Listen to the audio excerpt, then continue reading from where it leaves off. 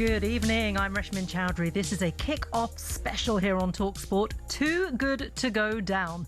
Over the next 2 hours, we'll be taking a deep dive into Tottenham Hotspur's unprecedented season where relegation to the Championship is now a very realistic possibility.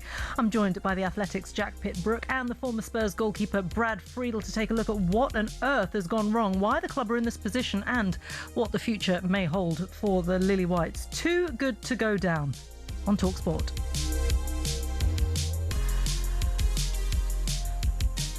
Okay, Jack, let me start with you. It's an awful situation to see Spurs out on the pitch. It's actually an awful experience to watch Tottenham because you feel that they can capitulate at any time, and they have done consistently throughout the course of this season and going back to last season as well. The last of which, of course, just before this international break was against Nottingham Forest, where pre-match fans did so much to create this raucous atmosphere. You had, former players, big sort of former Tottenham names, anybody associated with the club, all over social media, rallying everybody to get together and give these fans this team a hero's welcome before what was billed as a huge six-pointer, a winner-takes-all game against a Nottingham Forest side who are also right in there in this relegation scrap. After all that, Spurs went on to lose 3-0. As soon as that first goal went in just before the break, they absolutely capitulated and could not find a way back. How damaging was that defeat, do you think? It was so damaging. It was so damaging because the fans could not have done any more. The fans have taken quite a lot of stick this season. And I think not all of it fair. From manager, from players, from the media, and I think that the Tottenham fans on Sunday went out of their way to make very clear we are 100% behind the team. We know that the only way that Spurs are going to get out of this is if everybody pulls together. That is the fans, the players, the manager, the people running the club. The only way through this is with unity, and we are not going to be accused of not supporting the team. We are not going to be accused of not backing what goes on the pitch. And so they created this amazing atmosphere, one of the best, arguably the best pre-match atmosphere at Tottenham Hotspur Stadium since it was built in 2019, and actually the atmosphere was just a continuation of what we saw in the course of the week with social media, where fans were putting out these statements about how they were always going to stay behind the team and so on. So the fans couldn't have done any more. And to be fair to the players did work really hard in that first half, and they had they pinned Nottingham Forest back. They got in some good positions. They weren't able to turn any of those good positions into goals. But the problem with this team is that I think they've lost so much confidence that they've forgotten how to win. I think that's very clear. They haven't won a league game since December. But they're so fragile. They're so brittle. And if anything goes against them, then the whole world collapses for them. We saw this in the Atletico Madrid first leg, where all of a sudden they were 3-4-0 down very early on. We saw it in that Crystal Palace game, where again, they went 1-0 up through Solanke and they were looking good, and then Van der Ven gets sent off, and then all of a sudden they concede 3 goals in 5 minutes. And I think to an extent, it wasn't quite as dramatic as that against Forest, but it was the same principle, right? They started the game really well, they concede that goal just before the break, and then the players don't know how to respond to it in the second half. And so I think that mental fragility, that lack of confidence, if anything takes Tottenham down, I think it will be that. I think it will be the complete collapse in player confidence, because I don't think it's too simplistic to just say they're bad players. They're not bad players. There's a lot of good players in there, but as a collective, I think their heads have gone. And it's almost as if they don't have the tools to recover when things are not going their way, which is a really tough place to be, because you have to be able to find a way, and at the moment they look completely lost, don't they? I'm going to bring in Brad Friedel. Lovely to have you with us, Brad. Hi, Reshmin. Hey. Look, you've been watching your former side in action. Could you ever have conceived of a situation where Tottenham would be in this position, potentially on the brink of moving down to the Championship? Well, it's funny. So I was at a Blackburn team. I'm sorry to not answer you directly off the bat. I was at a Blackburn team that we were always competing in Europe, or 6 of the 8 season I was there. After I left, I never thought that I'd see Blackburn even headed that way at Villa. But I mean, what an incredible club Villa was shortly after I had left there. They characteristically had relegated. Tottenham would be even more remarkable. You know, you're at a club that brings in 560 some odd million in revenue, in one of the best stadiums in global football, one of the greatest training grounds in global football. Some incredible players have played at the club, and recently you've had arguably one of the best nines ever to play in Harry Kane. You've had Gareth Bale, Luka Modric. Those are three like world icons in the game. And to see where they're at right now is it is remarkable.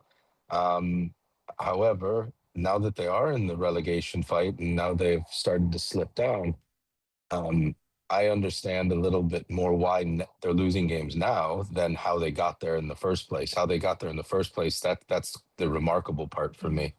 Now, signing a player, when you're at a smaller club and you know that you might be fighting against relegation, you sign a certain type of player that can deal with that type of pressure, because the pressure of a relegation battle, as opposed to the pressure of playing in a glamour fixture or at Anfield, that's probably why there's a better performance there. It's completely different. So the game, I had said it a couple of weeks ago, the game that really worried me was the home fixture against Nottingham Forest. That's the true relegation 6-pointer. They had, and as you saw, they had better performance against Liverpool, better performance against Atletico Madrid, albeit Atletico Madrid, the tie was pretty much gone. The Forest game, it's completely different. Every pass, you're nervous. Every save that you have to make, you're nervous. The crowd, although the crowd was brilliant, I agree with what Jack said. There's still a nervous crowd because they're a crowd that's been used to being a little bit upset if you finish in 5th or 6th as opposed to 4th or 3rd, or fighting for Champions League spots, Europa League spots, getting knocked out of a cup competition. It is a different feel all around when you're fighting relegation. I fear that they only have a couple of players in the squad that can really stomach that battle, because when they signed their players and when they went through the recruitment phase, they were recruiting players that were going to be able to compete in Champions League football in the Premier League, not necessarily thinking they would ever be in a relegation battle. Brad, based on what you know about football clubs and what you've seen on the pitch from Tottenham this season, what do you sense the dressing room dynamic is? What do you think is being said? What do you think are the main kind of forces there? Because from the outside, lots of Spurs fans are thinking, what on earth is going on in that dressing room? How can they not be pulling together to try and get us out of this? So I think at first, and this is this season. Last season they finished 17th, but they had no threat of relegation really, with how poorly the bottom three were actually positioned throughout the season, and they did put all their eggs into the basket of winning the Europa League. So it wasn't really this anxiety over the fear of relegation last season. This season, I think the players think that they're Champions League players, and a couple of them are. I think that for whatever reason, and this is from what I was seeing from afar, they did not respect Thomas Frank as almost as a person. You don't. The way that they treated him after games, not shaking their hands, the way that they were, I mean, even their so-called leaders petulantly getting sent off when you need them on the field. It felt to me like there was a lot of individuals looking out for themselves and not collectively as a team, not thinking in a million years that they would be losing this many games to be in a relegation fight. Once you get to that relegation fight, this is when you see who the true leaders are. And the way that I look through the squad, I would think Solanke's probably got the stomach because he's been around English football for a long time, and the clubs that he's been at. I think he can stomach it. I think Maddison could. Unfortunately, he's injured. Ben Davies, who's also injured, I know he can. I played with Ben. And then you're sort of struggling to see who really are going to be the leaders. Is it going to be Romero? I've not seen a lot of it. Is it Van de Ven? And Van de Ven, I think, is an excellent player, but I've not seen a lot of it. So I think to answer your question, Jack, I think they were individuals at the beginning thinking they were a little bit bigger than they are and they wouldn't be in this spot. Now that they're in this spot, they got the manager fired. Okay, he's out the door. I think the board probably were telling Tudor to come in. These players need to be hit with an iron fist, and you could tell by his press conferences. But they were so low on confidence by the time that came in. I'm fairly certain that the iron fist approach to the public media went down like a lead balloon, and the players lost even more confidence. And the fans criticism.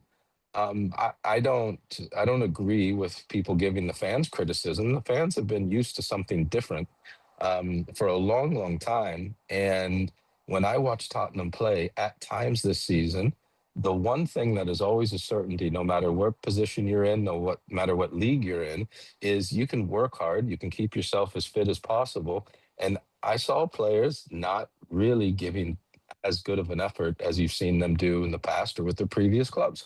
And I think that's unacceptable. And when that happens, I think the fans have every right to be negative to their team. And these players are good, talented players. They're not a relegation side when you look at the talent they have. And yes, they've been decimated last season and this season by injuries, but they're still good enough not to be in a relegation fight. I think the talk should be them sitting in 8th or 9th or 10th, and what's wrong? Why, what's wrong with the recruitment? What's wrong with the board? What's wrong with this? With regards to we should be a Champions League side, I think that should be the discussion. And right now it's they're in trouble, big trouble, because they have a head coach that, I don't know, maybe he's out on his way out or not, but he didn't know the Premier League inside and out. You have players that are low on confidence, but you also have players that do not know how to roll up their sleeves and dig out results when things are really bad. They're used to the glamorous side of football, and that's a real danger when you're in a relegation fight. Definitely is, Brad. Stay with us, everybody. This is a special on talkSPORT. Too good to go down as we talk more about Tottenham Hotspur. We're coming back after the break. Stay with us. I've got Jack and Brad with me.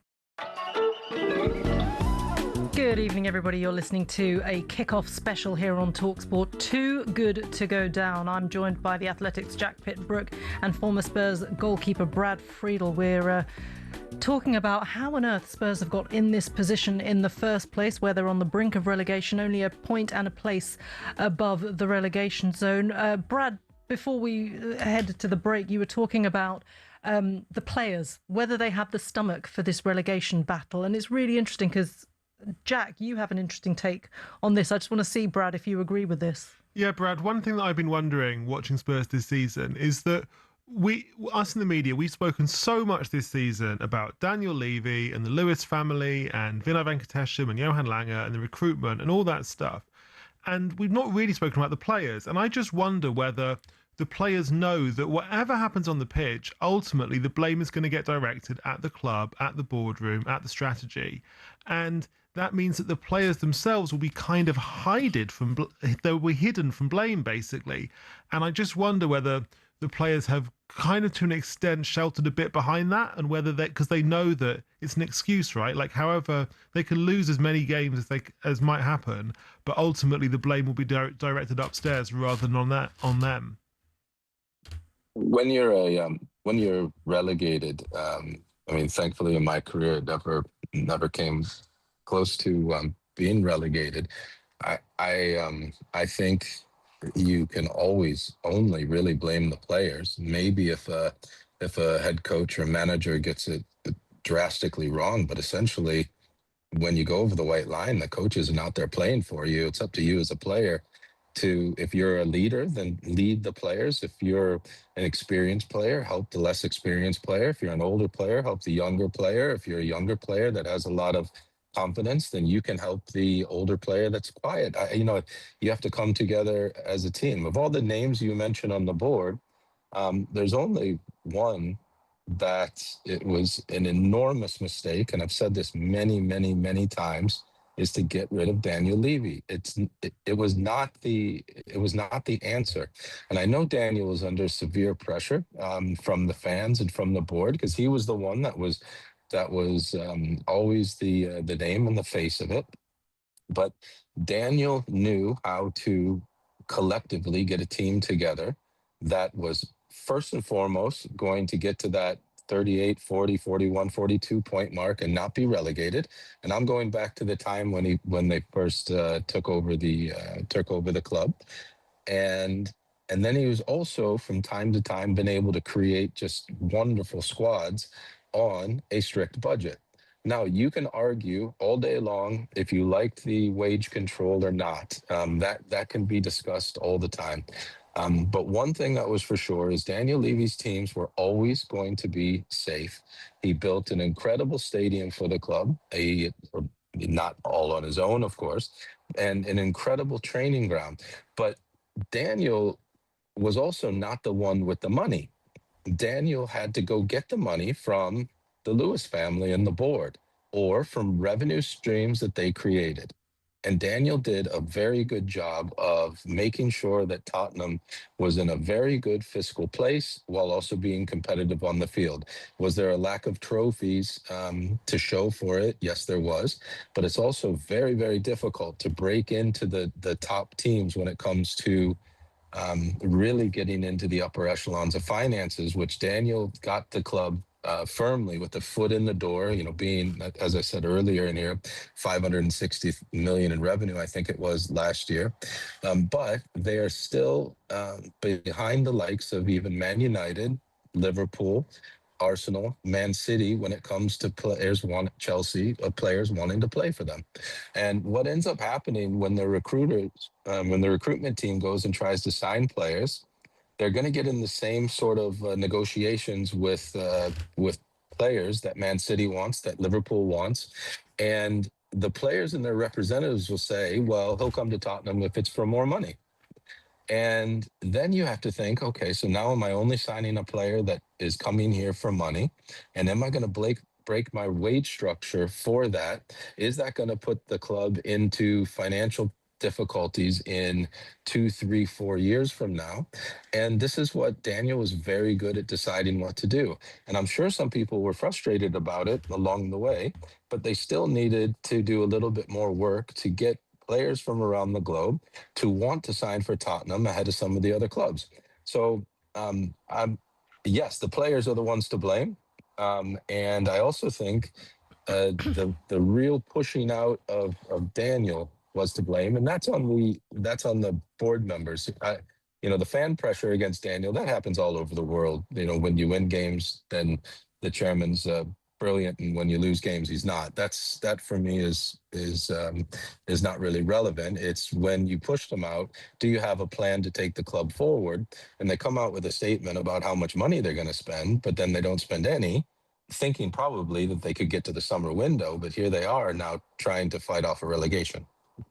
It's a really interesting point about Daniel Levy. I'm going to pick up on that in a second with you, Brad, but we're just going to head to Old Trafford now with Natalie Pike because there's been a goal in the Women's Champions League. Yes, it's Manchester United 1, Bayern Munich 1, and it's come for captain Maya Le Tissier with her second Champions League goal of the season, and it came from a penalty. Really well taken penalty. She calmly placed it into the bottom left of the goal. Penalty was won by Schuler, whose shot came off the hand of a Bayern defender. This is exactly what Manchester United needed after that disastrous start. The second-minute opening goal for Harder. It's coming up to the half-hour mark now. It's Manchester United 1, Bayern Munich 1. Thank you, Natalie. Let's return to the point about Daniel Levy and actually about the decision to tell him to go. Jack, you will have covered it back in September. September now? September. It does feel like a long, it's a whole other season, isn't it, that? So the board take the decision to remove Daniel Levy. There has to be a plan post-Daniel Levy. How do you feel that they've executed the post-Daniel Levy era? I think that the decision by the Lewis family to sack Daniel Levy was a big risk. I think it was mainly a risk for the Lewis family because Daniel Levy was effectively the shield. He was the lightning rod. He was the one who wasn't only that he ran the club in an incredibly personal, centralized way where like everything that happened at that football club went through Daniel Levy and the people close to him. But he kind of, because he did it for the Lewis family, he effectively protected the Lewis family from criticism. And now, I think that the more I think about it, the more I think what an unbelievable. It was just such a huge job to. It wasn't even. I mean, the sacking him was the easy part. The hard part was how on earth do you reorganize the whole football club the next day? Because the whole football club was. I mean, it was kind of built around Daniel Levy. Everything went through Daniel Levy. It was so much power was centralized in him that to sack him, you would have to like that required the Lewis family to basically rebuild the whole club. Like it's like trying to rewire a plane mid-air. It's really really hard, and obviously that has not worked. Like the results for that are on the pitch. The Lewis family obviously brought in this new governance structure where in theory you've got Vinay Venkatesan as the CEO and it's all about empowering the people on the ground. But it's almost a year now with Vinay, isn't it? But it hasn't. I mean. What they have brought in to replace Levy clearly has not worked. I think that the more I think about it, the more I think if you talk to people who work in football, a lot of them will say that what you really need at a football club is either a very small number of decision makers or like the decision makers that you do have being really, really aligned. And obviously Tottenham for such a long time it was all so much power was in one person, and now it's kind of the decision making process is basically flipped to the point that lots of people will say like, oh, Tottenham, it's almost like decisions by committee, like there's kind of almost too many decision makers. People often say, and clearly the Lewis family are. While they want to empower Venkatesan and Johan Lange, like lots of decisions, major decisions will ultimately go back up to the Lewis family too, and they'll have a view. And it's just, I mean, the whole thing has clearly been a mess this season. And at the big moments, I think the decision makers at Spurs have repeatedly got it wrong. Like they stuck with Thomas Frank for too long. I absolutely agree with what Brad said. I do not think Daniel Levy would have Tottenham in this position right now, because I think he would have changed the manager sooner. I don't think, the Lewis family and Vinay Venkatesan let Thomas Frank get all the way through to the middle of February. I don't think Daniel Levy would have let him get into the new year. I don't think he would have given him the January transfer window. Jack, one thing that you said, don't forget this, and I think people lose this in thought because a lot of people would know Daniel. He's a very private person. Personally, Daniel didn't do what he did for ego. Daniel cared. He cared about the club and he cared about the business, truly. The only thing I think Daniel cared about ever with regards to what people thought about him, he wanted to be known as a tough negotiator, but he wanted that to be known to keep the club in a very good fiscal position. So in a financial position. So, he did care. He did not ever want to be in the headlines. And he did. He did a lot of things. You're absolutely correct, Jack. And without having the plan in place to roll quickly, they're looking at a sort of rudderless, and maybe not rudderless, probably having a boat with like 10 rudders right now. Right. Yeah. And they're all going in different directions. I want to know who is to blame then, because we're in this position where Daniel Levy has been at the centre of everything, as you say, Jack, and I want to ask you something about that in terms of recruitment, actually. But, he is the man who has been ultimately pushing the direction that Tottenham have gone in, whether it's from a financial perspective, whether it's who's bought and sold, who we see on the pitch, and all the big decisions. When would you say that the decline started? Would you say it was last season when Spurs finished 17th? I mean, the season before, under Ange, they finished in 5th, and they only just missed out on the Champions League spot for technical reasons. So at what point do you think the decline actually began, which has resulted in where Tottenham is right now? I think that's a really good and difficult question. I think everybody will have their own answer to it. My own answer is, in terms of strategy, the decline started when they failed to back Mauricio Pochettino in about sort of 2017-18, when he would have wanted to refresh the Tottenham squad, sell players, bring in new players, and Tottenham didn't really do anything. And then this led to the decline of the team, and then obviously his sacking and replacing with Jose Mourinho. And they had some good moments after that. They were very good briefly under Conte in 21-22. They were, they came fifth under Ange in his first season, won the Europa League in his second season. But I never really felt after that point that they had a clear, unified strategy which united the players and the fans and the direction of the club. So I think, in a sense, they've been on the decline. They've been spiraling a little bit since then, but obviously that's massively accelerated in the last year or two. And this is why I think, for all, as much as, I mean, like, I completely agree with what Brad has been saying about Daniel Levy. Like, Daniel Levy wouldn't have allowed them to get into this position right now. Daniel Levy knew how to keep Tottenham stable. At the same time, Daniel Levy also deserves a lot of blame. You know, he appointed Thomas Frank, which I think was a disastrous appointment. You know, the recruitment in the last few years has been bad. The football strategy in the last few years has been largely non-existent. So I do think, look, the fact is, there's more than enough blame to go around. It's not like there is plenty of blame that we can apportion. But I think that ultimately the lack of strategy, I would point it to the lack of strategy and frankly a lack of investment, which really goes back to the last 5 or 6 years. Okay, we're going to come back to that in a moment. We're going to take a quick break, but don't go anywhere, because I want to pick up on that exact point after the break. Into a kickoff special, too good to go down, as we look at the predicament that Tottenham Hotspur find themselves in, staring at relegation right in the face. I've got Jack Pitt-Brooke from The Athletic alongside me. Brad Friedel is also on the line, former Spurs keeper, of course. Jack, I want to pick up on something you mentioned, the football strategy at Tottenham, the investment. We talked about how Daniel Levy has been a central figure in this club, and actually sacking him has actually caused complete disarray. But he, of course, carries a legacy, and I completely agree with Brad as well. The fact that I think if Daniel Levy was here, Spurs would certainly not be in this position where they are, literally looking at this possibility of relegation. When they've recruited in the past, when they've brought in players, and you look at the talent that Spurs have had in their ranks, the likes of Bale, Brad mentioned them, Bale, Kane, Modric, even Berbatov, even however far you go back, Spurs have had some real superstars in their side. One thing from my perspective is that they've never built a team around those superstars. And if you go back to what you mentioned as the time when the club began their decline, that was the era of peak Kane.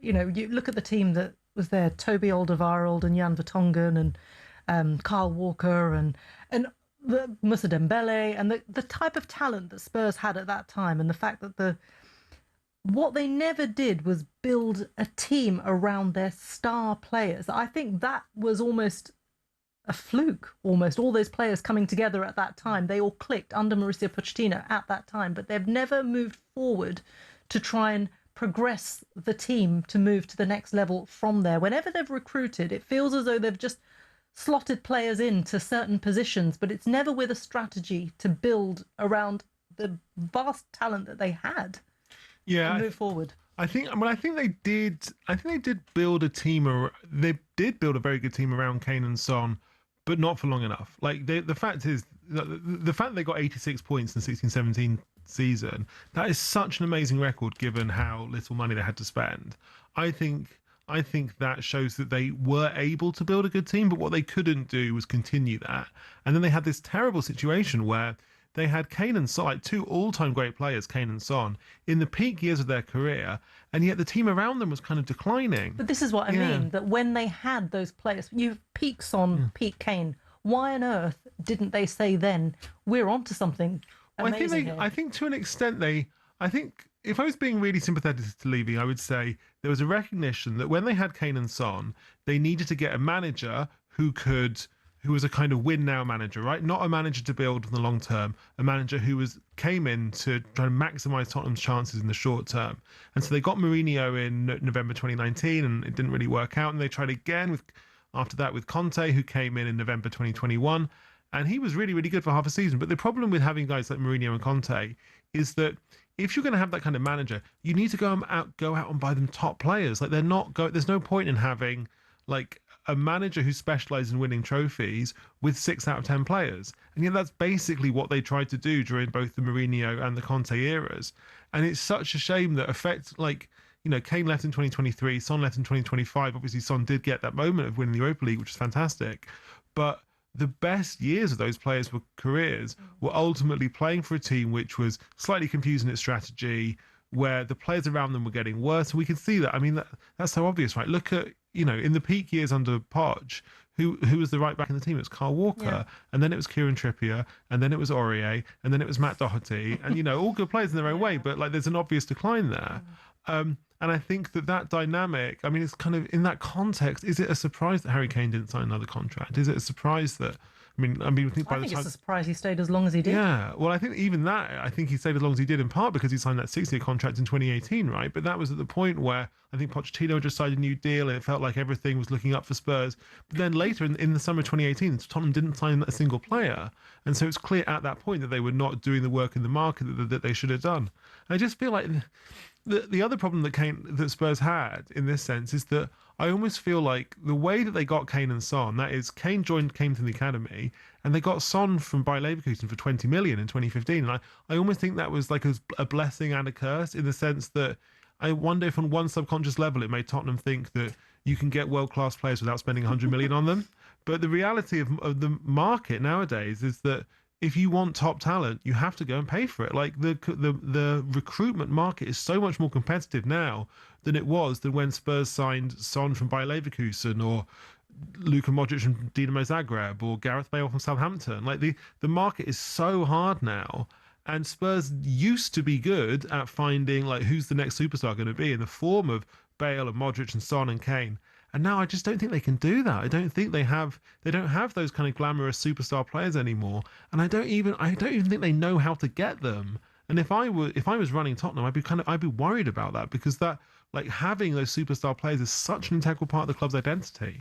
And this is what Brad was referring to as well in terms of the wage structure, and that is an obvious criticism that I think has been talked about a lot, and that is something that Spurs have said that they're going to change and work on, but they missed the boat in the January transfer window. I want to ask Brad actually about the culture within the dressing room, and from your days as well, because there was an ex-Spurs player that I was speaking to, who probably played in the club, I would say around 20 years ago. I'm not going to name any names, but he'd come from a big club, and he said he walked into the Spurs dressing room, and in his first game they drew. And he was really hacked off because, he was used to winning. Every game you go out, you play and you win. And he said that other players in the dressing room said, well, we drew. We got a point. That's fine. And it was interesting to hear that back then. I just wonder if it was like that when you were there, Brad. The fact that you just not do the bare minimum, but you don't have to push yourself out of your comfort zone. And perhaps this is why Spurs haven't developed a culture, a real culture of winning. It's always, whether it's the transfer market, just give the bare minimum and we'll get this person. Whether it's going for a trophy, well, we want top four. We're going to bin off, whatever competition because we just want to get into the Champions League. Do you think that there's a culture issue? Did you experience something similar when you were there? Well, I was there. There's a lot to unravel here that I want to pick up on what Jack said as well. So when I signed in 2011, we had Harry Redknapp was the manager, and one thing that Harry did with his teams is he bought players that sort of, I would say, self-police. So we had young, incredible players like a Kyle Walker. We had experienced players who were really putting a shift in, especially that season, like Adebayor. Like myself, Ledley King on one leg was better than most center backs in the Premier League. Benoit Salgado that year was one of the best left backs in Europe with William Gallas, who was a World Cup winner. He didn't allow people to be relaxed. Scott Parker didn't allow people to be relaxed. You had Peter Crouch in the squad, Jermaine Defoe in the squad, who were always putting a shift in, and I could go Luka Modric and Gareth Bale. So we had a lot of players then. What I would say to when we have a Luka Modric and a Gareth Bale, and you want to build around them, my question, I guess, would go to Jack. What if Daniel Levy wasn't given the money to do it? And he was told he had to raise money to then build the squad. I don't think you could blame Daniel Levy for that. I think Daniel Levy then would have to go and try to sell the right players to be able to build a squad. And that's why that was one of the frustrations with Andre Villas-Boas when he was there with Daniel. I'm not going to say the names of the players that he wanted in the positions, but he wanted 3 different players that came in on the deadline transfer day, and saying that one of the players was Moussa Dembele, who actually, in my opinion, he could have played for Real Madrid, Barcelona, any of the top players or any of the top clubs out there. But I think a lot of people think it was Daniel Levy doing just all the strict wage structure. And in fact, I think he was given a budget and then he could spend above that what he brought in.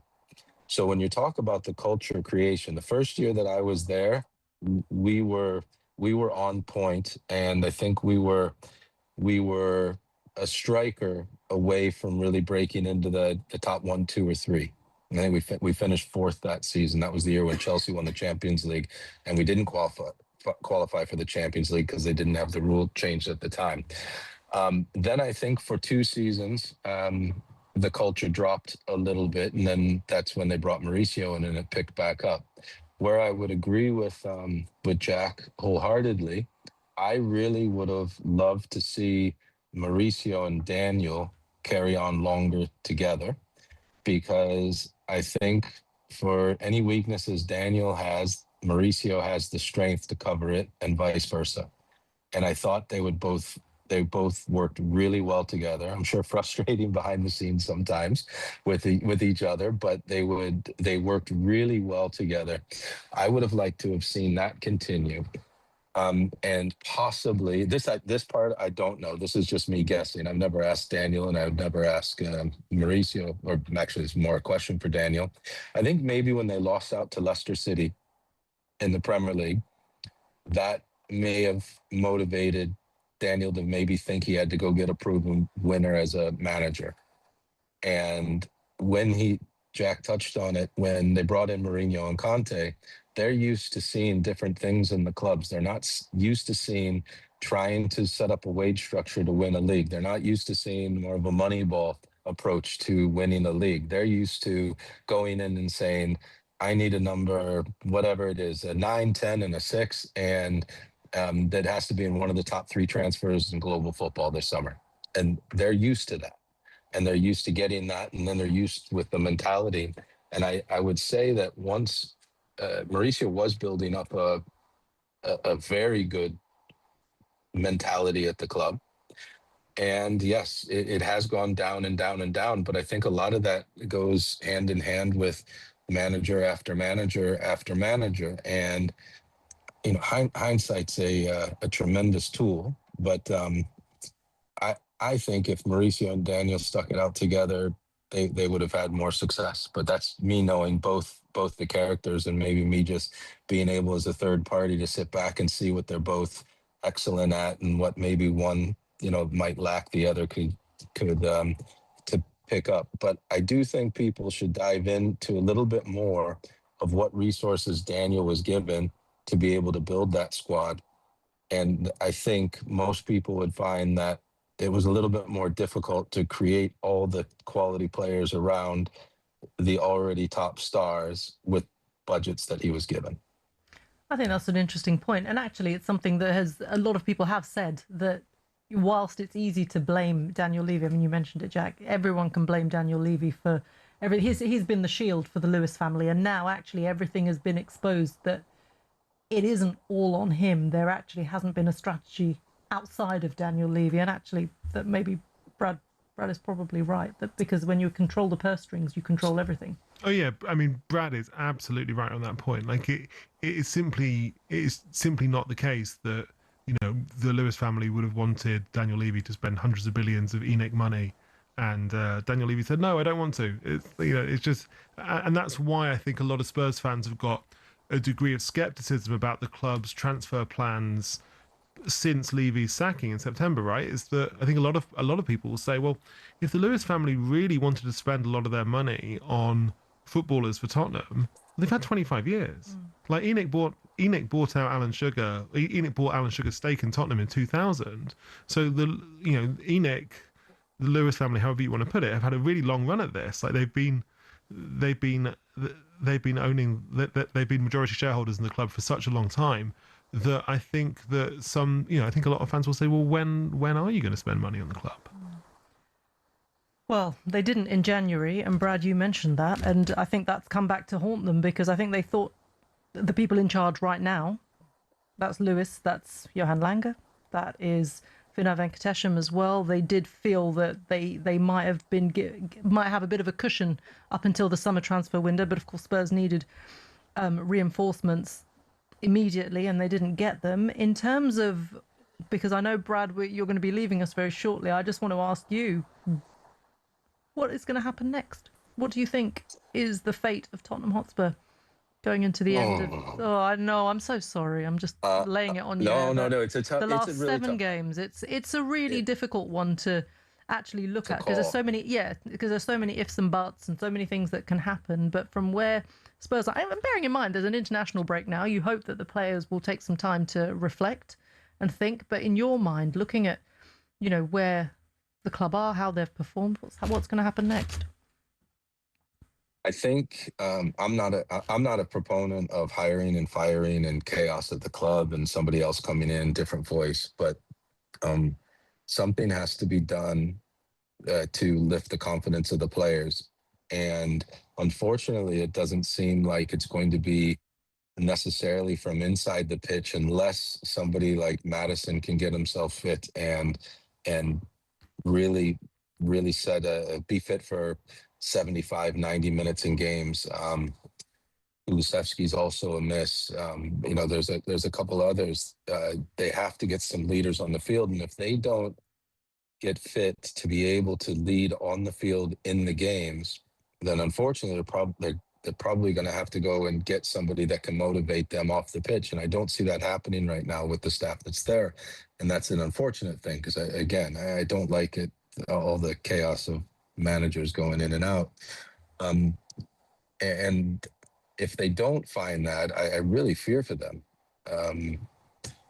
because it looks like there's no leaders on the pitch and it looks like there's no leaders off the pitch. And I'm sure they're having meeting after meeting after meeting, what's going on, and videos and this, that, and the other. Someone has to, when the whistle blows, be able to perform. And they when need a Brad Friedel to rally them all together, don't they?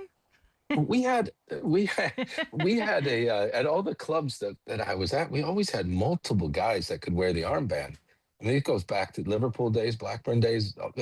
You could have given two guy the armband, me the armband, Flitcroft the armband, Andy Cole the armband, Roca Santa Cruz, Craig Bella. I mean, it didn't matter. At Villa, it was the exact same. We had always 5 to 6 players on the pitch at one time that could all wear the armband. And it was the same way when I was at Tottenham. Ledley King was the captain. He missed a lot of games with his knees. It didn't matter. Michael Dawson, he'd come in and he'd be a leader. Yunus Kabul would be a leader. William Gallas would be a leader. Even Kyle Walker at a young age, leader. Scotty Parker, leader. There were leaders all over the place. Gareth Bale, as he was growing up. Luka Modric hardly ever said a word, but he never gave the ball away. Leader by example. Rafa van der Vaart, didn't even mention him. He was another. He was a leader. So right now, I really worry that there's not a player on the field. So Maddison could be that guy. He's been all over English football. He understands a relegation battle is not going to bother him, but he hasn't been fit. So these guys, they're not on the field, and they just look. When the first thing goes against them, they look lost on the field. That is when, like, Scotty Parker would just go, "Oh, who cares? Something went against us. Let's go again." It just didn't phase. It just didn't phase us. Someone need to be dug out, you dig them out. If they need to be picked up, you pick them up. Right now, I see a lot of people deflecting blame, and that's the worst thing that can happen on the field. Arms going up and you help your player. If you have a young Archie Gray playing and he makes a mistake, help him. He's a good player, really, really good player, got a great future ahead of him. Help him. Don't wave your arms. I'm just giving an example, but don't try to say, well, I'm doing my part, he's not doing his, the world, look at me. That's not a leader. A leader is actually taking it on the chin for your young teammate to say, it's me that's not lifting him up. It's my fault. That's a leader. And I don't see a lot of those in Tottenham, and they better find them soon. They have 7 cup finals to come. Is it 7 or 6? Yeah. 6 or 7 cup finals to go.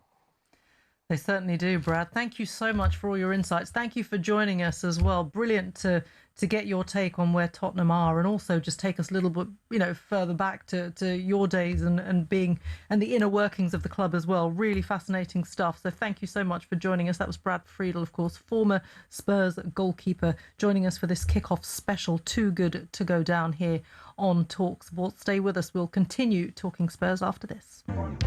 You are listening to a kickoff special on talkSPORT with Ladbrokes, 18+, gambleaware.org. We're talking about Tottenham Hotspur, the predicament that they're in and whether or not they are too good to go down. We've been hearing from Brad Friedel. I've got Jack Pitt-Brooke from The Athletic alongside me still. Some points that Brad discussed were the recruitment strategy or lack of. Where do you stand with the decision makers? Because obviously a lot was pitted against Daniel Levy, but he is now gone, and the new team have had chances to get certain things right. But does it predate what the people in charge right now are doing? Yeah, I mean, I think a lot of Tottenham's problems do predate the people they've got in charge at the moment. Pochettiono only arrived at the end of last season, and he's obviously been given a very hard job to do. Right, he's had to, like I said earlier, he's had to effectively rewire the whole football club in the wake of Levy's departure in September. So I think the problems are bigger than any one individual. Johan Langer, again, Pochettiono and Langer are both getting a lot of stick from the fan base because they are kind of like the public faces of this season. But Langer's job is, I think he initially came to the club as a kind of talent ID guy, and I think he is actually good at talent ID. He has identified some good young players, Gray, Bergvall, Odeberg, Kinski. Actually, he did a great job at Villa as well. Yeah, Emi Martinez and Matty Cash. Exactly. So he has identified some good young players for the club, but in terms of driving an overall football strategy, clearly it's not really worked out yet. But I think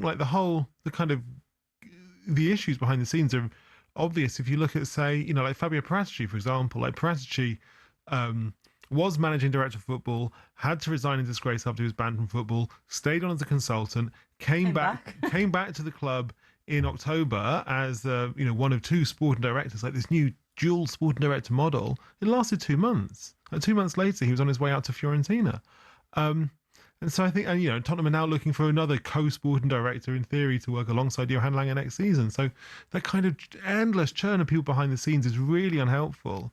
And I just think the biggest issue at Spurs is that, even bigger than can they sign the right players, it's can everybody be aligned on the right strategy? That fundamentally is what sets successful teams apart from unsuccessful teams, is whether they have a clear strategy that everyone's aligned behind. I just think at Spurs it's not there. It hasn't been there for a long time. It just feels like there's a lot of chaos behind the scenes, isn't there? Everybody, good evening. You are listening to a kickoff special this evening, Too Good to Go Down, where we're discussing Tottenham Hotspur and the battle that they face and the real prospect of relegation at the moment. Tottenham Hotspur, of course, a point and a place above the relegation zone. 7 games left to secure their Premier League status. If not, it will be a season in the Championship. Let's discuss Tottenham's finances now and what will happen if they do actually go down. We're joined by a friend of the network, sports lawyer Stefan Borson. Stefan, I know you usually join Jim and Simon, so we'll try to go a little bit easier on you. Good to see you. Let's talk about the effect that relegation could have on Tottenham's finances if they do go down. How seismic are we looking at? I hear lots of figures being banded around. What are your kind of insights saying? Look, I think seismic is the right word. I mean, it definitely will be the largest single year drop in revenue that any club probably in the world has had. In fact, not just in England. You are looking at something in the order of 200 to 250 million pounds of a drop. And ironically, it's going to be a drop off from this season, which, despite everything that's been going on the pitch, financially will actually turn out to be the record revenue year and probably has been quite a profitable year, bizarrely, because you've had the combination of the historically well-managed wage bill and from the sort of remnants of the Daniel Levy era, combined with Champions League football, which is now, when you get to the round of 16, is worth close to £100 million when you add in match day revenue and the revenue from UEFA. So they've got this double whammy. If the worst does happen and they do get relegated, it's that double whammy of not just losing Premier League status, but also, of course, having no European football. Hi, Stefan. What is the normal strategy that clubs follow in these circumstances? Does it require a kind of fire sale of player trading in order to plug that revenue gap, or do owners usually step in? What's the normal approach, and what's the approach that hypothetically you would imagine Tottenham would pursue? Yeah, so the first thing is the cost base, clearly, and we know from some of the reporting that they do have again another remnant of the Daniel Levy era. They do have wage decreases in the contracts if they are relegated. That should save, like for like, probably something in the order of £100 million off the wage bill. Of course, you're also going to want to cut the cost of some of the other highest earners anyway. Some of those players are going to want to leave. So that's the first thing you're going to look at. Clearly, there's going to have to be some cost adjustment in the rest of the organisation. Now, we don't know how bloated the organisation is, but clearly it's been set up for having Premier League football combined with non-football events, combined with European football. And what that typically means is that the organisation is quite big in terms of people and wage cost and other operating expenses. So there's going to have to be an adjustment of that overall cost base. And unfortunately, it is likely to mean that some people will lose their jobs. That's typically what has happened. The one club where it actually didn't happen, and probably the other largest spender that went down in Leicester City, of course, we know what happened consequentially from that situation, and they breached all sorts of PSR and P&S rules. So I think, you straight away look at cost cutting. Straight away, there's probably going to be a perception with some people that Daniel Levy would have been a perfect person to handle the adjustment in the cost base. But ultimately, they're going to have some money put in at the top, as you say. There won't be enough cash to go around in all likelihood, because this is an organisation that, as I've said, is not set up for Championship football. It's set up to be, at very least, in the Premier League, and to have its up to 30 non-football event days. None of that comes cheap. It's good for revenue, but also it's an expensive operation to run.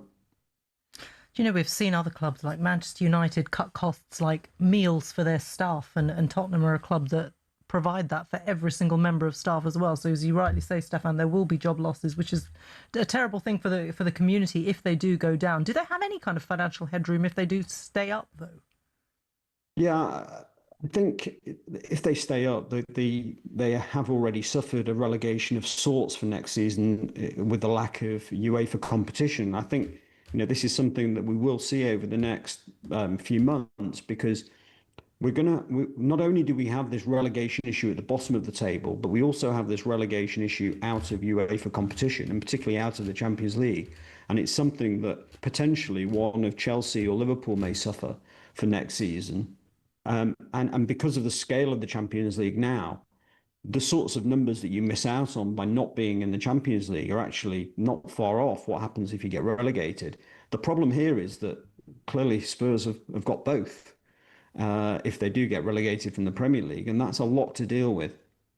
So, it's going to be, there's no question that there's going to be all sorts of challenges for them from the regulatory perspective, PSR, the UEFA tests if they get back into Europe in the next couple of seasons, and of course the Championship's P&S system as well. Now, we don't know what the Premier League system will look like on the squad cost ratios. We've got an indication of the perimeter of the rules, but we don't know the actual rules. So we'll have to see when and if they come back into the Premier League, how they're suited. The reality here is that the financial structure of Spurs next season in the Championship is just not going to look anything like what it looks today. With that 250 loss, you're going to see losses. Clearly, you're going to see losses on match day revenue. There's going to be 23 Championship games. You will not be able to sell out all of the hospitality when you've got teams, possibly Lincoln City, Stevenage, these sorts of teams coming through the gate. They're going to be very lucky if they can get to £100 million of match day revenue when they're currently probably at about 140. They're going to lose 150 plus on broadcast revenue. And the big unknown here is what's going to happen to their commercial revenue and how long-term that hit on commercial revenue is going to be. They're going to go next season into a season, potentially in the Championship with no European football, where they're renegotiating a new front of shirt sponsor.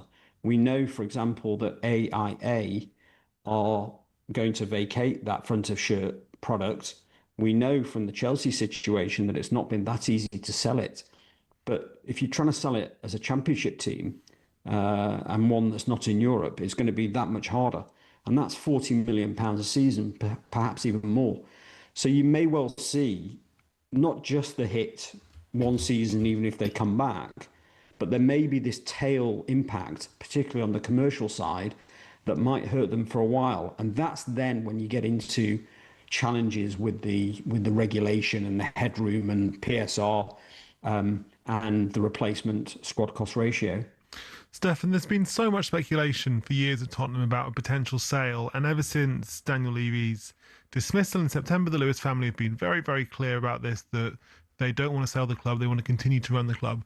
What do you think, if they were to be relegated, how much of an impact do you think it would have on valuations of the club and on whether or not investors would see it either as like a good thing to pursue, or do you think investors might be a bit scared off because it would be proven that Premier League football is no long-term guarantee there?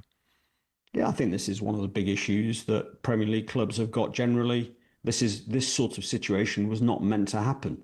We were not meant to have Spurs as a team in relegation trouble, or worse, actually getting relegated. The whole point of those teams at the top of the table was that they could offer investors a stability where the only risk really was how far you would get in the Champions League. Now, that illusion is now gone. Clearly, we have a number of teams that are trying to get into the Champions League. But to actually fall all the way down such that you're actually being relegated is a big shock, and it will have an impact on the valuation of Spurs, not just in the short term, but in the long term, because what you end up having is it moves Spurs from a club that will try and sell itself as a Premier League franchise in the American sense, and it moves them into a club that may or may not even be in the Premier League. And from a valuation perspective, that is transformational. So I think it is a big impact, and it is ironic that it's come at a time when I think the key driver to the removal of Daniel Levy from a financial sense was to loosen the purse strings. And actually what's ended up happening is the consequences and what's going to follow is they're not going to have the choice to loosen the purse strings. They're going to have to tighten them even more. And they're going to have to reset because, as I say, the commercial revenue, which is a key driver to why a third party might be interested in buying Tottenham Hotspur, is going to be damaged, I think, over a longer term period than either the match day or the broadcast revenue. Because, for example, if they get promoted straight away, of course, the Premier League money comes straight back, so no major issue there. You would think there's a very strong chance that the fans, on the back of momentum of a promotion, will support the club extensively back in the Premier League, and the place will sell out again. So again, they will recover on a match day as well. But on the commercial side, there's going to be a lot of damage here probably, because the way that the negotiations work, the fact they're going to have to accept some short-term deals potentially, and the general damage to the brand as being one of the most successful clubs. So the short answer is, I think if they are going to hold themselves to a very high valuation, a valuation that actually, by the way, hasn't been achieved even when they were successful, I think they can forget about selling the club. I just don't. I mean, they're saying they don't want to sell the club, but clearly they do have to deal with the ownership issue with Daniel Levy. So I think something does have to give on that side. But I would fully expect the club now to have to reduce effectively its asking price, and I think that's just a natural consequence of, frankly, potentially even if they don't get relegated, it's pointing the valuation down. And frankly, there are other places people can spend their money. Stefan, does this qualify as negligence from the ownership? Well, I think it's hard to say that it's a negligence. We talk, and we have spoken a lot over the years about how sort of from a percentage perspective, how low the wage bill is compared to what they generate on the top line. And of course, they are one of the lowest spenders relative to their turnover. But we shouldn't lose sight of the fact that the club still had a wage bill last season for numbers that we actually know, audited numbers of about £250 million, which still had them with more spend on the first team squad than any of Inter, AC Milan, Borussia Dortmund, Atletico Madrid. That amount of money in wage bill and the money that's spent in terms of transfer fees should suffice in terms of getting the club at least into the European places, and shouldn't have led to them being down at the bottom. So I think from a negligence perspective, it's very much been on the football side as opposed to more generally within the organisation. I think it's very hard to say that the ownership have not provided enough financial support for the management teams that they've had, but clearly they've made bad choices in terms of the managers and the players that they've acquired.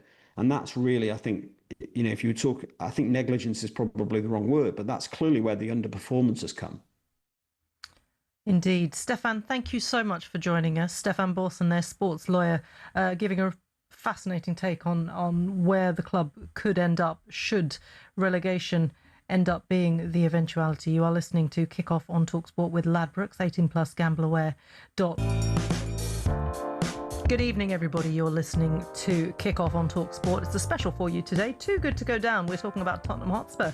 And there might be a change in the dugout. Nothing confirmed as yet, of course. But following that 3-0 defeat to Nottingham Forest at the weekend, there is a possibility that perhaps Igor Tudor, with, of course, his family bereavement as well, him being away, that there are possibilities being mooted that Spurs might be making a move for a replacement. And, of course, being an international break and with Spurs with 3 weeks off as well, because there's a FA Cup weekend as well, now might be the right time to do it. Let's talk about a man who might be in the frame for it. We've got Kev Hatchard, our European football expert and Bundesliga commentator, joining us now. Kev, Adi Hütter, tell us about him. I mean, what could he possibly bring to Spurs that Igor Tudor hasn't?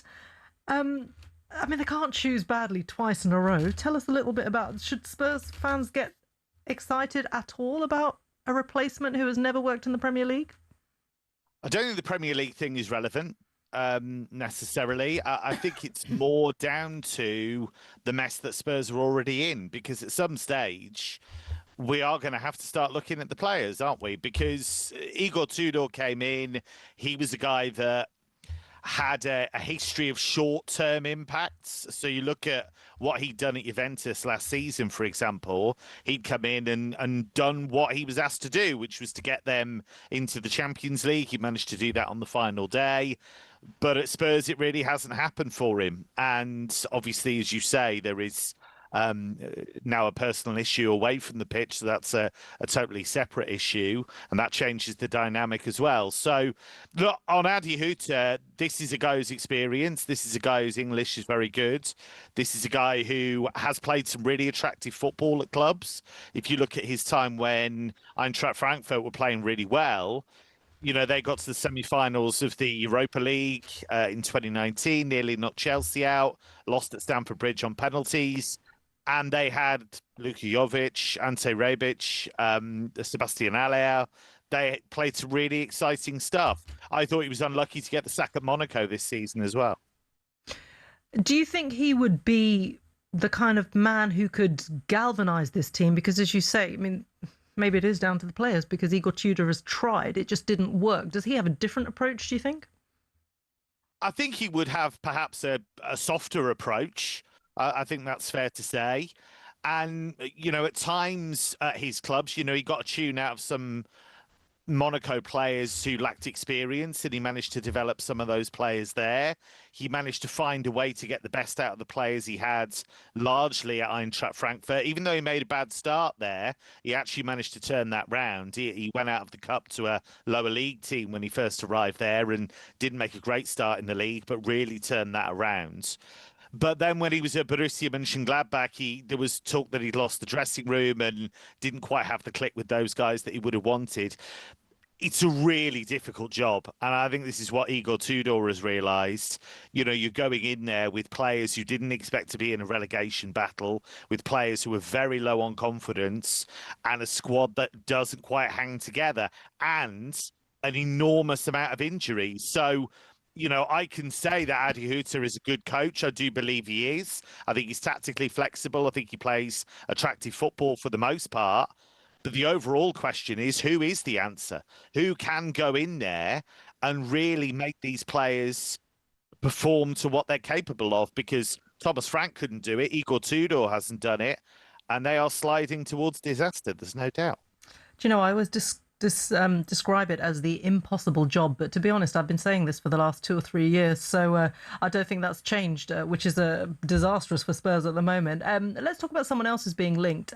This is the former Dortmund sporting director, Sebastian Kehl. So he would be arriving potentially in that capacity. What would he bring? Is there a genuine likelihood that he might join? I think there's a possibility, yeah, because he's a free agent. He's just left Borussia Dortmund, which took some by surprise, but there'd been talk of power struggles there for quite some time. I think there's too many cooks at Dortmund. I think there's too many voices, and he's ended up moving on. And I think he wanted to go a certain way, and the likes of Lars Ricken and Matthias Sammer maybe wanted to go another. His record in the transfer market's been mixed. You look at guys like Nico Schlotterbeck, Julian Riasson, they've been really big hits, I think. And they're the kind of players that they could sell on for a profit. But there have been others, Karim Adeyemi maybe, who've got in there and not maybe been a consistent hit. So in that regards, he's not a surefire hit at all. But he's very experienced. You know, he worked under Klopp at Borussia Dortmund. He's had a number of roles at Dortmund down the years, so he is experienced. But again, there's talk of him being part of a kind of multi-sporting director structure, and I think we're seeing this a lot at Premier League clubs at the moment. They're taking what could be a relatively straightforward structure and making it needlessly complicated. Interesting. Well, he's experienced and he's available, and he'd have to be willing to walk into that structure as well. That one remains to be seen. Kevin Hatchard, brilliant to talk to you. Thank you very much for joining us. Good evening, everybody. You're listening to Kickoff on talkSPORT with Ladbrokes, 18+, gambleaware.org. We've been discussing Spurs and the plight and the predicament that they're in at the moment. Plenty more to come on that. But first, there's been a goal at Old Trafford. It's Manchester United 2, Bayern Munich 2, and just moments after conceding, Manchester United are level again. It's come from a corner. Lundqvist is claiming it, but I think the ball might have come off a Bayern defender. But the Reds will not care. Around 13 minutes to go now, and they are level. Manchester United 2, Bayern Munich 2. Thank you very much, Natalie Pike. Guess who's joined us in the studio? It's Jamie O'Hara. I just want to say, Evening. There are no Ange masks here. So no, it's safe. Keep them away. We're gonna. I can't take any more. I know, and you really have borne the brunt of a lot. Actually, on behalf of the nation, yeah. I think you have, and every single Spurs fan. I think you've just taken it. I've taken some hits. Yeah, you've taken all the hits. Yeah, it's been painful. On your own. Exactly. It's not easy being a Spurs fan right now. It really isn't easy being a Spurs fan, and this is the thing. Look, you're going to be on later on with Jason on the sports bar. So as I say, we'll keep it safe in that regard. But just a word from you on where Spurs are at the moment. We've been discussing the financials of potential relegation, what that does to this club, what it does to the image of the club. We've been talking about the football strategy. Jack's been talking about the fact that there hasn't been a strategy on the pitch. Brad has been talking about, actual Daniel Levy would never have put Spurs in this situation had he been in charge. There's no way he would have let it go this far. How are you even feeling at the moment in terms of where Spurs are and what they have to do in this international window? Well, how I'm feeling, I'm devastated. I mean, it really is. Like, genuinely, when you look at where Tottenham have fallen to, this is remarkable, right? This has never been known. And we've had a few bad seasons, or we've had bad patches, but then we sort it out, get sorted, and we go again. This has just been bad decision after bad decision for a long period of time. And I feel like, you keep making these bad decisions, you're going to find yourself in this position. And we never think it was going to happen to us, right? Because Spurs are a massive football club, and people can joke and people can say what they want. Spurs are a massive football club. But when you see like teams who have struggled in the past, who are big clubs who have gone down, like Aston Villa, Newcastle, West Ham, clubs have got, because they keep making bad decisions. Tottenham are now in that position, and West Ham are in that position because they keep making bad decisions. Tottenham are now in that position. I'm crestfallen at how bad we've been. And when I watched us against Nottingham Forest, I thought there was going to be a bit of hope, and there absolutely was nothing. And there was so much pressure because the club built the game up and wanted everyone to get on side, and the fans were amazing, and everyone got on side, and the team crumbled under pressure. Like, they can't get away. They crumbled. They cannot deal with the pressure they're under right now. So we are in a sorry state of affairs, and how we fix that, it's not an easy fix. It really isn't. When I watch Tottenham this season, which I've done a lot, I just think the players' heads have gone. They look like their heads are completely gone. They've forgotten how to win. They're hiding behind excuses. Yeah. How can the club fix that? How can they get inside the players' heads and turn that around? It's a really good question. And look, based off my own experience of being relegated from the Premier League, I went down with Wolves, and we had a good side, not at Spurs' level, right? But we had a decent team. And we went down because the mentality had gone. We had got used to getting beat. It was like a disease that you just couldn't find a way out of. Every week, you turn up, there's hope and there's belief, and you're giving everything, but nothing's working. And I couldn't explain how that kept happening, how you turn up and you set up and you're organised and you go, right, today's the day we're going to get a result. Today's the day we're going to make something happen. And it doesn't happen. It's so difficult to change that mentality. And the only way you change that mentality, I guess, change your manager, change your fortunes from top to bottom. Yeah, like the whole outlook. You can sit here and give a team talk and a spirited performance and a Winston Churchill like sort of, come on, lads, let's go out and get the victory. But if the fundamentals are not there, are in place at Tottenham like they are, you're in big trouble.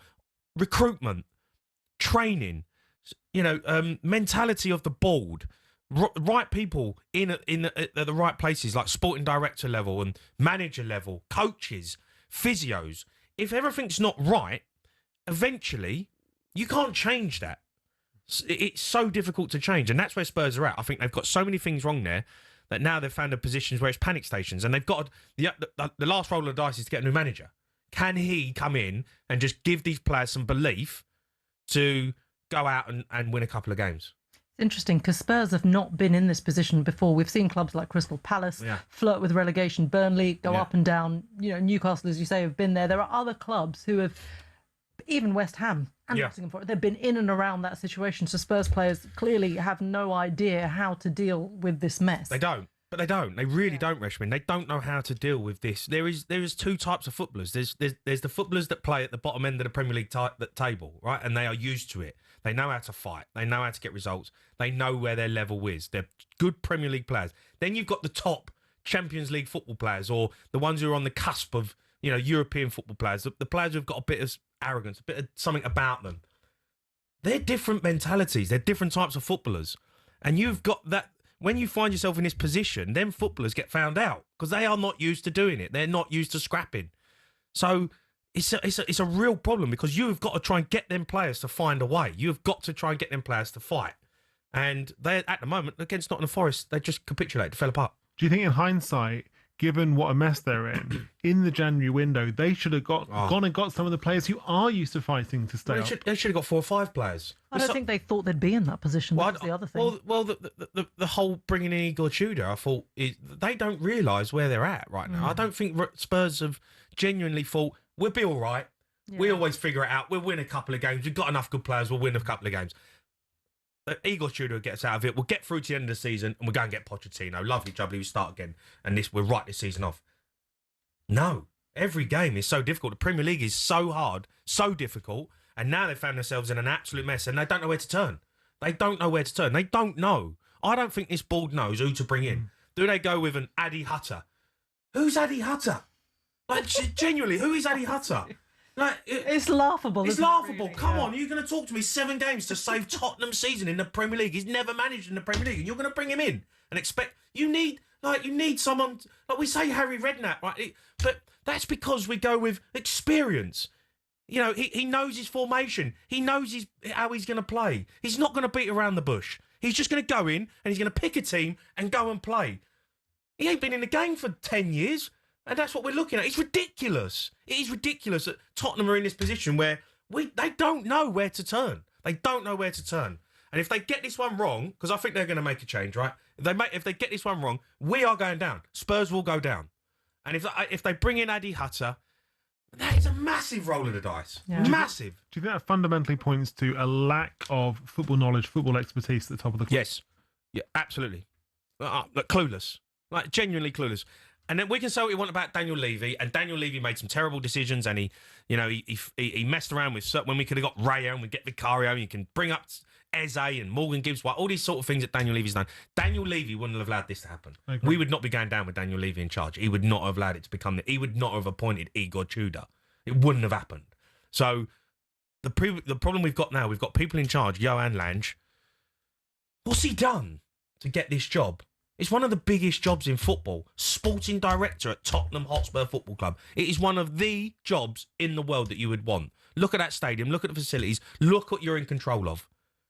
How can you get it so wrong? How can you get these decisions so bad? It's like we're sitting here, we're fans, we're pundits. And the things we come out with, I'm sitting, what are they doing? What decisions are they making? It's remarkable. And I sit and people go, Jamie, you could do that job. And I go, yeah, but... And actually, sometimes I sit there and think, yeah, I could. Yeah, I could. Like, I'd get Eze over the line. I would sign Raya. I would have got Semenyo. Do you know, it's not that difficult. I would have got Mbuemo 4 years ago. Do you know, like, when you sit there and think that Tottenham Hotspur, decision after decision, they get wrong. And the recruitment and the players that have come in and the decisions that they're making, it's unbelievable. It's unbelievable that the Tottenham have found themselves in this position. And it hurts. It hurts because I genuinely sit in now with 7 games left and think, we're going to be in a championship. Yeah. It's inconceivable. It is inconceivable as a Spurs fan to think that this is possible, but I think that is the root cause, isn't it? They've been sleepwalking into this. Sleepwalking. No one thought that this would actually happen, and yet here we are staring relegation in the battle. And it's a painful moment. Jamie, I'm going to let you recalibrate a little bit because you've got the sports bar with I've got the sports bar coming up at 10. I'll be honest, guys, I don't know what we're doing. We haven't actually got a show yet. Cundy wants to do a hair 11, because he's getting a hair transplant tomorrow. So he was going to do a hair 11. I said that's garbage. I was going to ask about the sports bar. Who do you banter during an international break? There's no one to wind up. I know. Well, that's what we're trying to think of now. They might just banter you. Yeah. Again. There's always someone to go at, and I feel like it probably will be me eventually. But Cundy's getting a hair transplant, so he's getting it. But yeah, international breaks, we try and have a bit of fun. Obviously, the England game's coming up. We talk about them. But yeah, a bit of fun tonight. We're trying to have a laugh. And hopefully, when I walk back outside and speak to the guys, they've come up with an idea of what we're going to do. Fingers crossed, because you've got how many hours have you got to fill? Well, 3. 3. Good luck with that. Yeah, and I'm not talking Tottenham anymore. See you later, guys. See you later, Jamie. Great to talk to you. It's just who we are, mate. That's, Ange. Do you know what? We're going to talk about Ange after the break. Stay with us. This is Inside Spurs special on talkSPORT and Kickoff. Stay with us. It's a Kickoff special for you here on talkSPORT this evening. We've been talking about Tottenham Hotspur for the last couple of hours. Are they too good to go down? So much interesting insight from the likes of Jack Pitt-Brooke, who's still alongside me, Brad Friedel. We just had Jamie O'Hara saying he could have done a better job than Igor Tudor as well, but fantastic to hear from him, of course. Stefan Borson talking about the finances as well at Tottenham Hotspur. We're going to continue our chat on Spurs in a moment, but first there's been a goal at Old Trafford. Natalie Pike.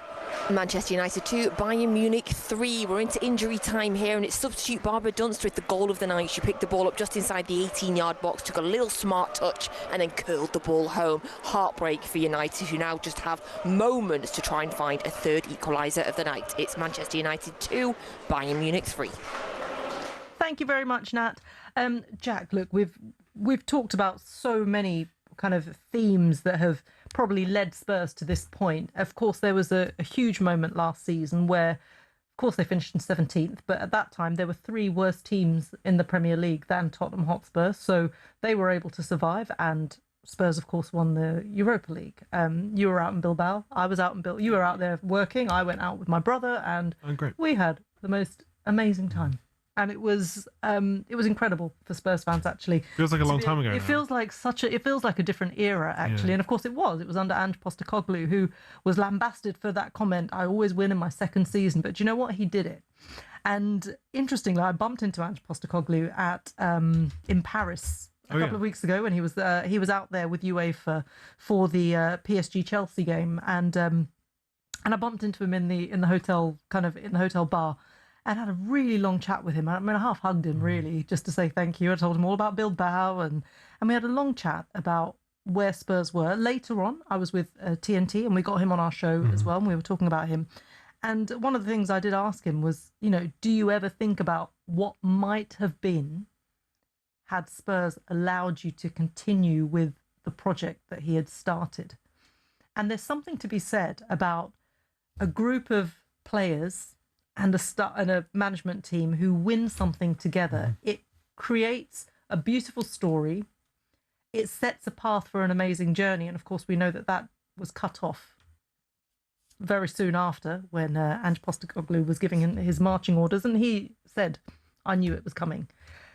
Do you think, in hindsight, and hindsight is a beautiful thing, do you think that Ange Postecoglou perhaps should have been allowed to continue the journey? Yeah, it's weird, isn't it? How many times on tonight's show have we said, "Oh, this wouldn't have happened if they hadn't sacked Daniel Levy," or maybe they shouldn't have sacked Daniel Levy? Like we see everything through the prism of the sacking of Levy, which is obviously this huge event, but we haven't really said, well, what about the sacking of Postecoglou? Like the sacking of Postecoglou was only 3 months before the sacking of Levy, and that was a hugely significant moment in itself. And I think we should all think about what would have happened if they'd kept Postecoglou.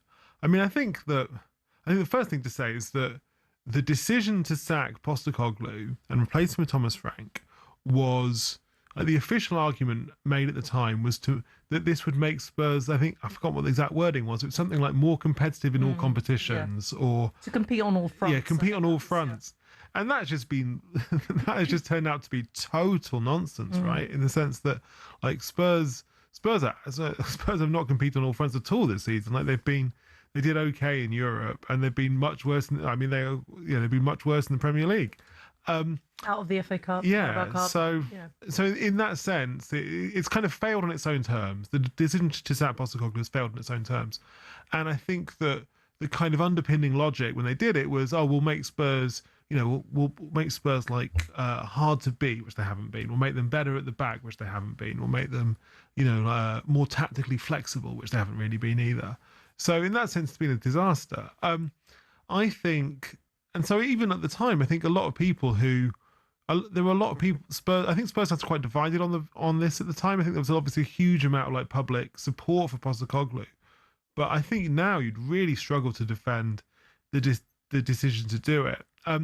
Look, I don't think Postecoglou was perfect. I think he had flaws and weaknesses like every manager, but I think that it's impossible to argue that in hindsight, it was the right thing to do, I think, or that they would not have been better. And I think, frankly, a lot of people think, actually, I would have liked to have seen that. I would have liked to have seen them have another go.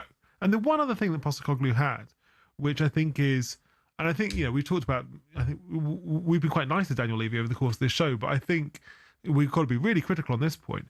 It was such a mistake to think that the football that Ange Postecoglou played, which was such a kind of so at one with the sort of historic traditions and expectations of the fan base and the football club, to take that away and then to go for a completely different style of football played, orchestrated by a completely different manager, that was just a really bad football decision, I think.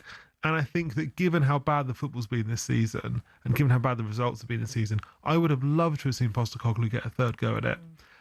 But with proper backing, the backing he didn't get in the summer of 2024. You know, established players, experienced players. You know, Postecoglou went on a different podcast recently and listed the players that he wanted. And they're top players, you know. So I think he said Semenyo, Gahey, Neto, Eze, you know, the really, really good players who I think could have made a big difference. And I would have loved to have seen him backed with players who could come in and make a difference. Not, you know, as much as I really admire them as players, but not Bergvall, Odobert, Gray, but, you know, like 25-year-olds on big salaries who can come in and make a difference to the team, because he didn't get that. And you know, he's not the first man, not the first or the last Tottenham manager not to get backed with the players that he needed to actually execute his vision. But yeah, that remains the kind of fascinating path not taken, really, because I think third season of Angeball could have been fascinating. Yeah, would have created a lot of headlines for sure. It's interesting because when I was speaking to him, I did actually say that you were the only person who came in and said, we're going to win a trophy. And this is, apart from Mourinho and Conte, who also weren't backed and given the tools to do what they wanted to do. Ange had this vision of actually changing the mentality at Tottenham, where it's not just, well, we're safe, we can just go for Europe, we can go for top four, we don't need to challenge for the league title, we don't need to challenge for this. He said, no, I want this team to actually win trophies. And he created that mentality amongst the players. They fought at the end, and it's ironic, isn't it? Because we were saying just off air that actually, given the situation that Spurs are in, maybe Ange Postecoglou would be the perfect person to come in and try and get them out of this mess. Yeah, and he just really, on a fundamental level, he understood what it took to manage a big club. You have to carry yourself a certain way, you have to talk a certain way, you have to be the figurehead in public, you have to, the way you protect your players, the way you say things to kind of take attention away from the players. Like he was so good at that. And then they got in Thomas Frank, and for all Thomas Frank's many strengths, I don't think he ever understood that. I don't think he understood what you say if you manage a big club, how you carry yourself at a really big club. And I think Spurs have missed that so much this season. They missed it more than they ever realised. And that again just shows you the lack of strategic vision. It again shows you the mistake Daniel Levy made last summer, because you can't replace that sort of that energy that Ange Postecoglou had. And I think they've missed it. They really have missed it. Never know what you've got until it's gone, do you? It's been absolutely fascinating today. But before we go, we want to have a really quick word for our dear friend, colleague, and huge Spurs fan, of course, Danny Kelly. He revealed last week, didn't he, that he has throat cancer. He started his chemotherapy as well. We want to wish him all the best. And Jack, of course, you host a podcast alongside Danny, and I'm sure you'd want to wish him all the best too. Yes, I do the View from the Lane Spurs podcast with Danny, which I've done with Danny for about 5 years now. And we've been I'm sure, just the same as talkSPORT have, I'm sure we've been completely overwhelmed by positive love and messages for Danny ever since Danny told us about his illness and his treatment. And I think I can speak for everybody in the View from the Lane community, as well as, to be honest, the talkSPORT community and the Tottenham community, when I say that everybody is cheering Danny on. I really hope he hears this, because he's obviously having a difficult time at the moment. But the way I put it to Danny is, just imagine the trophy parade in Tottenham after they won the Europa League in May. But just imagine that instead of the bus with the trophy, it's Danny, but the people out there are Danny's fans. His fans on the radio, his fans on podcasts, his fans, his music, the fans of his music journalism career. Everybody out there who loves and listens to him. There are millions of people cheering Danny on, just as there were so many people outside the Tottenham Hotspur Stadium last May cheering on the trophy. And I don't need to say I hope. I know that Danny knows how loved he is at the moment, and I really want that message to get out. Yeah, absolutely. Wishing all our best to our friend Danny Kelly. Thank you so much for listening, everybody. Anyone who's tuned in, who's watched online as well. It's been great to have your company. Kickoff special tonight. Too good to go down. really, really fantastic to talk to you all and to hear everybody's views on what on earth could happen for Tottenham Hotspur. They've got 7 matches now to save their Premier League status. I'm sure this conversation will continue over the next weeks, and certainly after the season, I'm sure we'll have plenty more to talk about as well. Thank you, Jack. Thank you to everyone who's joined us. Thank you to everyone who's listened in. Next up, it's the Sports Bar with Jamie O'Hara and Jason Cundy. Jamie's already told us that he has no idea what they're talking about, so give them some options. The lines are open right now. 03717 22 33 44.